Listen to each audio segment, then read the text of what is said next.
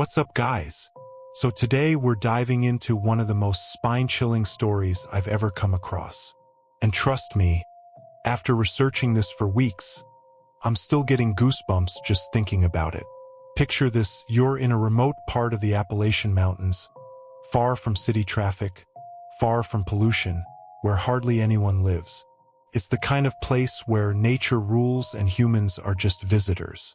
But there's this one tunnel, a railroad tunnel that trains pass through regularly, packed with passengers who have absolutely no idea about the dark history lurking in those shadows. Recently, while researching the most haunted places in America, this story came up, and I thought, why hasn't anyone covered this? This is hands down one of the most terrifying tales I've ever heard. So buckle up, because today we're talking about the ghost that's trapped inside Barrack Tunnel. But before we jump into this nightmare, make sure to subscribe for more horror, mystery, and historical content just like this. Our story starts with a college student named Vivian and his friends. They were sitting in their American history class when their professor started talking about this old railroad tunnel, Barrack Tunnel. The professor explained how years ago, construction on this tunnel had begun under the supervision of a contractor named Colonel Barrack. But here's where things get dark. Barrack ran into serious financial and legal problems. The project was way over budget, there were construction errors, and the pressure was mounting. Unable to complete the tunnel and facing public humiliation, Colonel Barrack took his own life right there inside the very tunnel he was supposed to finish. After his death, a new engineer came in and completed the project, but here's the thing, they named it Barrack Tunnel in his memory. But the locals started noticing something wasn't right. Workers who went in for maintenance would report extreme cold spots in certain areas of the tunnel, and I'm talking about freezing temperatures that couldn't be explained by normal cave conditions. People began to whisper that Colonel Barrack's spirit was still trapped inside, forever wandering the tunnel he died trying to complete. Now, Vivian was a skeptic. He was like, "This is all fake. Ghosts aren't real. I'm gonna prove there's nothing supernatural about this place." His friend Ashish was excited too, but he had a different idea. "Look, man, if we really want to experience something paranormal, we can't go during the day when everyone else visits. We need to go at midnight when the spirits are most active." Everyone agreed, including Vivian, who was determined to debunk this whole ghost story. So there they were, 4 college friends standing outside Barrack Tunnel at midnight. The entrance was just a black void. No animals around.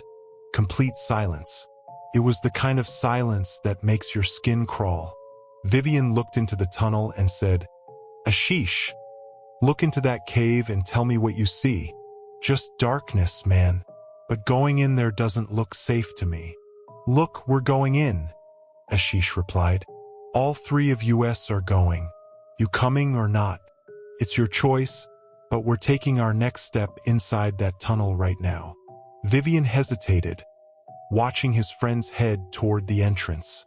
Then he thought, if they come back out and I stayed behind, they'll never let me live it down. So he ran after them, thinking, whatever happens, we'll face it together. All 4 friends entered the tunnel with their flashlights on, looking around nervously. Vivian was especially anxious, constantly checking his phone for train schedules, making sure they had enough time before the next train came through. He saw they had plenty of time, so they ventured deeper into the tunnel. But suddenly, they all felt this overwhelming urge to leave. "Let's get out of here, we've seen enough. There's a train coming in about 2.5 minutes anyway." But just as they were about to turn around, they saw something in the distance. A man standing in the tunnel, maybe 50 feet away. "Hey, there's someone else here," one of them shouted. "Let's go mess with him. Tell him some scary stories about this place." They started walking toward the figure, and weirdly, the man was also walking toward them. But something was off. The man wasn't making eye contact, just walking straight ahead.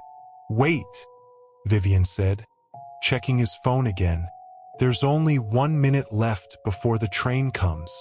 They quickly moved to the side of the tunnel, These old railroad tunnels have alcoves where you can stand safely when trains pass through. But the man, he didn't move. He just kept walking down the middle of the tracks. They started shouting at him, "Get out of the way! Move to the side! Come over here, you'll be safe!" But the man didn't respond at all. Before they could run out and physically pull him to safety, the train came roaring through at full speed. They all braced themselves, expecting to see something horrible, but when the train passed, there was nothing. No body, no blood, no torn clothing. Everything was exactly as it had been before. The man had simply vanished. "Let's get out of here now," they whispered to each other. But then they saw him again, the same figure, walking toward them from deeper in the tunnel. And that's when Ashish noticed something that made his blood run cold. "Guys, that man walking toward us, he doesn't have any legs.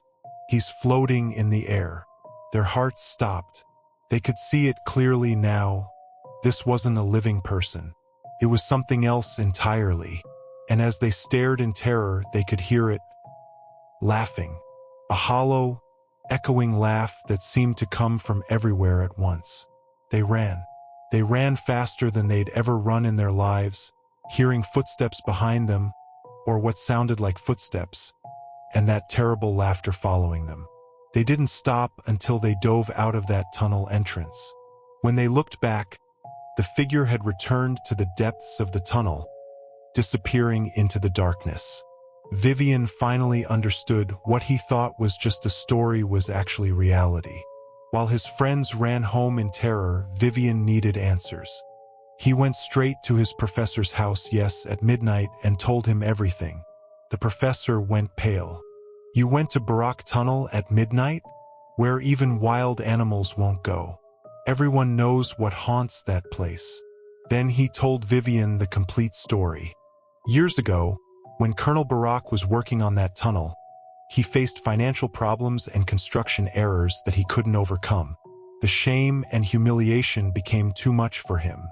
He went into that tunnel with his loyal dog, put a gun to his head, and ended his life before the dog could alert anyone to save him. His body was buried near Barrack Tunnel, so he could remain close to his unfinished work. People believe his spirit guards the tunnel now, forever trying to complete what he started in life. But there's more to the story. After Barrack's death, the contract was given to a new construction company, H.S. Harrington and Associates. During their work, they noticed strange things happening. Gates and locks would be broken by morning, even though they were secure the night before. Tools would be moved. Work would be undone. The situation got so bad that they called in a local spiritual advisor named Father Mackenzie. He told them the tunnel's tragic history was causing these disturbances, but if they followed specific construction methods, respecting the spirits and the land, they could complete the project safely. They did, and the tunnel was finished. Today, trains run through Barrack Tunnel regularly, but passengers often report feeling a presence, a shadow that seems to watch them as they pass through.